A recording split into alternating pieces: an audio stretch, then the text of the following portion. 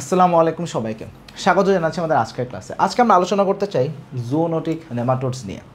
So zoonotic নেমাটোডসের ব্যাপারে সংক্ষিপ্ত আলোচনা সেটা হচ্ছে নর্মালি এই নেমাটোডগুলো আমরা বিভিন্ন অ্যানিমেলসে পাই। তারা কিন্তু আসলে হিউম্যান কিন্তু তাদের নর্মাল হোস্ট না অ্যাকচুয়ালি। তো দেখা যাচ্ছে যে কি হয় যে অন্য কোনো একটা অ্যানিমেল থেকে যদি সেটা আমাদের দেহে ট্রান্সমিশন হয়, নর্মালি হিউম্যান হোস্ট না অ্যাকচুয়ালি, বাট কোনো অন্য একটা অ্যানিমেল আসলে সেখানে হোস্ট, বাট সামহাও তাদের মাধ্যমে যদি আমরা আসলে অ্যাফেক্টেড হই, তখনই আমরা এটাকে জুনোটিক নেমাটোড শিরোনামের মধ্যে আসলে নিয়ে আসি। সো এরকম একটা কন্ডিশন হচ্ছে ট্রাইকিনোসিসের পেছনে মূল রেসপন্সিবল অর্গানিজম বলা উচিত না, মূল রেসপন্সিবল নেমাটোড হচ্ছে আমাদের ট্রাইকিনেলা স্পাইরালিস। নর্মালি এদেরকে আমরা আসলে দুইটা জায়গায় পাই, একটা হচ্ছে র্যাট আর একটা হচ্ছে পিগ। তাহলে কোথায় র্যাট কোথায় পিগ, সেখান থেকে হিউম্যান কীভাবে অ্যাফেক্টেড হচ্ছে? সো এটার পেছনের রিজন হচ্ছে কোনো একটা পার্সন যারা পর্ক মিট খায়, মানে শূকরের মাংস খায়। সো দেখা যাচ্ছে যে তারা যদি এমন হয় যে আন্ডারকুকড মিট খায়। এখন আন্ডারকুকড মিট বাংলাদেশের কালচারে নাই, কিন্তু এটা বিদেশের মানুষের বাইরের কালচারে আছে। বাইরের কালচারে কীভাবে আছে?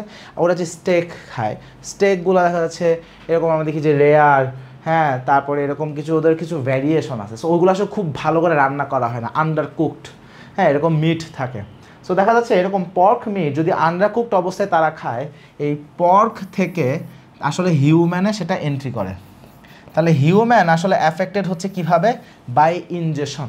নর্মালি পর্ক মিটের মধ্যে আমরা দেখি যে এনসিস্টেড লার্ভা আসলে থাকে। সো এই এনসিস্টেড লার্ভাগুলা আসলে দেখা যাচ্ছে যদি আমরা বাই ইনজেকশন খেয়ে ফেলি, তখন আসলে আমরা অ্যাফেক্টেড হচ্ছি। So by injection of the larva, তখন আমরা আসলে অ্যাফেক্টেড হচ্ছি। সো পুরোপুরিভাবে ওলার রুট দিয়ে আসলে আমরা ট্রান্সমিশনটা আসলে হইতে দেখি। So when this happens, normally যেটা হয় যে প্রথমে তো আমাদের গ্যাস্ট্রো ইন্টেস্টিনাল ট্র্যাক্টে এরা আসলো, এবং এরপর যেটা হয় তারা আমাদের ইন্টেস্টিনাল ওয়ালকে ক্রস করে আমাদের সাবমিউকোসাতে চলে যায়।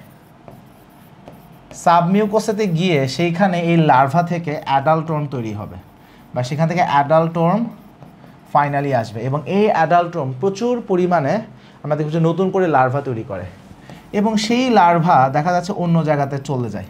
দেখা যাচ্ছে সে হয়তো মাসলে চলে আসে। বেসিক্যালি তারা স্ট্রায়াটেড যে মাসল বা স্কেলেটাল মাসল, সেইখানে তারা মোস্টলি চলে যায়, বাট আশেপাশে অন্যান্য এলাকাতেও তারা যাইতে পারে।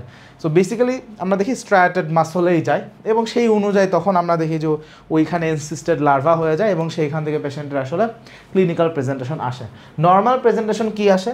সো নর্মালি আমরা আসলে যেটা দেখি যে কোনো একটা পার্সন যখন অ্যাফেক্টেড হয় একদম ইনিশিয়ালি খাওয়ার পর লাইক ফর নেক্সট 48 আওয়ার্স, এই সময়ের মধ্যে যদি এমন হয় যে প্যারাসাইট লোড খুব হালকা থাকে, খুব একটা সিমটম আসে না, নর্মালি অ্যাসিমটোমেটিক থাকে। বাট যদি প্যারাসাইট লোড অনেক বেশি হয়, সেখানে আমরা কিছু জিআই সিমটমস পাইতে পারি।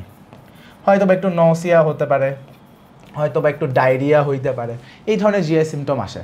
আবার যখন তারা আসলে ইনভেট করে সাবমিউকোসাতে চলে যায়, বা সেখান থেকে ফাইনালি তারা হচ্ছে আমাদের ডিফারেন্ট টিস্যুতে, বিশেষ করে স্ট্রায়াটেড মাসলে চলে যায়, তখন সেই অনুযায়ী আমরা রেসপন্স পাই। দেখা যাচ্ছে কখনো কখনো ফেস ইনভলভ হচ্ছে, ফেসে এডেমা হচ্ছে, কনজাংটিভাইটিস হতে পারে।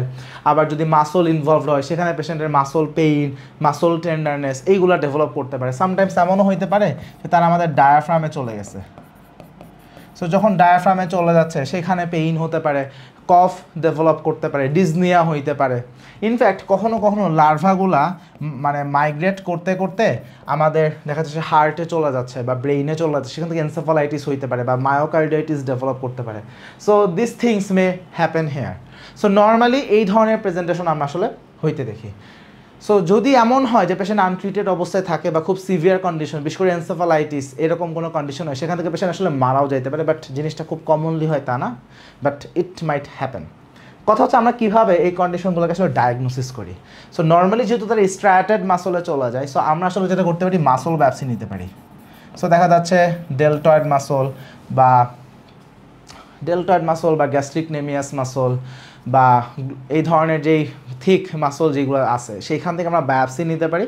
বায়োপসি নিলে আমরা হয়তো বা এনসিস্টেড আমরা লার্ভাগুলোকে পাইতে পারি। সো যদি আমি লার্ভাকে ডেমনস্ট্রেট করতে পারি, সেটা আমাদের ডায়াগনোসিস হয়ে যাবে। এর পাশাপাশি সেরোলজিক্যাল টেস্ট করার অপশনও আছে, যে serological test also can be done.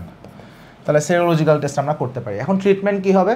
Tissue tissue নেমাটোডকে treat করতে গেলে আমাদের একটা খুব সহজ অল্টারনেটিভ হচ্ছে অ্যালবেন্ডাজোল জাতীয় ওষুধ দেওয়া। আমরা অ্যালবেন্ডাজোল বা মেবেন্ডাজোল এখানে দিতে পারি, ভরা পেটে এটা খাইতে হবে, বাট একটু লঙ্গার ডিউরেশনের জন্য দিই, সাধারণত কয়েকদিন। লাইক নর্মালি আমরা ইন্টেস্টিনাল নেমাটোডের জন্য নর্মালি একটা ডোজ বা 1 দিন 2 দিন এরকম দিচ্ছি না, বাট এখানে কিন্তু একটু লঙ্গার ডিউরেশন দিতে হয়। সেটা হচ্ছে বেসিক আলাপ। এবার আমরা সরাসরি ডেফিনিশনে চলে যাব। আচ্ছা, সো ট্রাইকিনোসিস এটা কার মাধ্যমে হচ্ছে? ট্রাইকিনেলা স্পাইরালিসের মাধ্যমে হচ্ছে। সো এটা বেসিক্যালি একটা জুওনোটিক নেমাটোড যেটা নর্মালি র্যাট এবং পিগ তাদেরকে আসলে অ্যাফেক্ট করে থাকে। বাট হিউম্যান কখন অ্যাফেক্টেড হচ্ছে?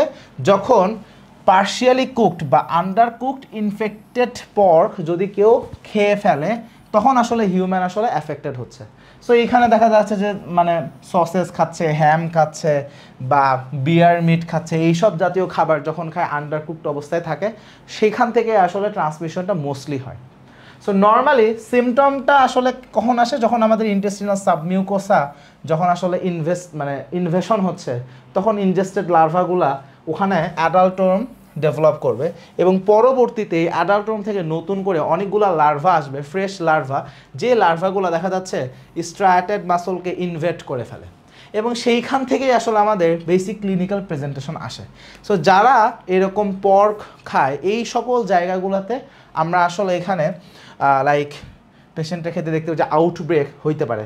এখন কথা হচ্ছে পেশেন্টের ক্লিনিক্যাল প্রেজেন্টেশন আসলে কেমন হয়। সো ক্লিনিক্যাল প্রেজেন্টেশনটা ডিপেন্ড করতেছে এক্স্যাক্টলি কতটুকু লার্ভা ইনজেস্টেড হয়েছে। যদি খুব অল্প পরিমাণ ফিউ ওয়ার্মস যদি ইনজেস্টেড হয় তাহলে পেশেন্ট অ্যাসিমটোমেটিক থাকে, বাট যদি লার্ভাল লোড যদি বেশি হয় সেখানে প্রেজেন্টেশন কী আসবে?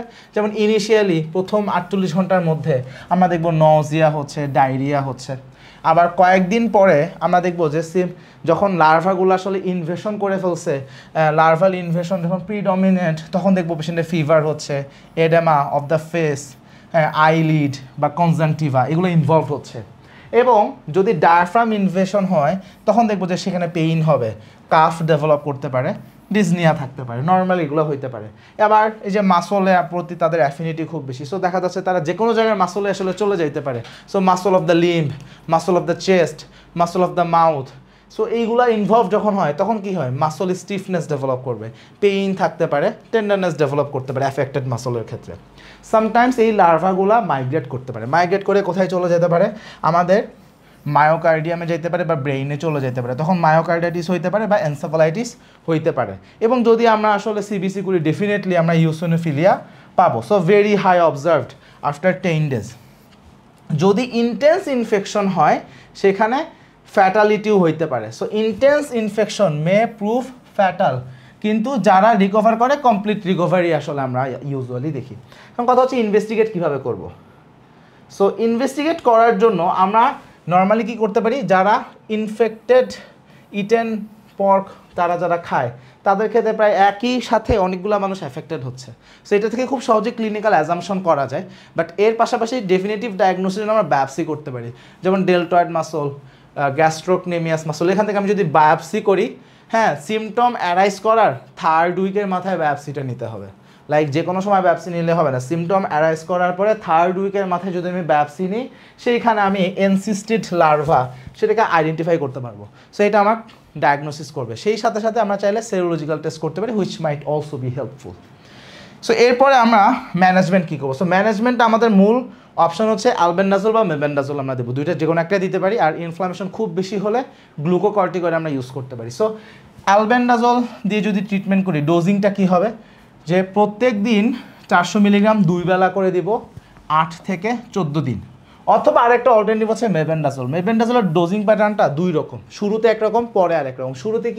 শুরুতে 200 থেকে 400 মিলিগ্রাম দিনে 3 বার প্রথম 3 দিনের জন্য। এরপরে আমি যেটা করব 400 থেকে 500 মিলিগ্রাম দিনে 3 বার করে ফর নেক্সট 10 days। তাহলে মেবেন্ডাজোলের ক্ষেত্রে আমার একটা ল্যাডার প্যাটার্ন আছে, প্রথমে একরকম তারপরে আরেক রকম, তাহলে এইভাবে হইতে পারে।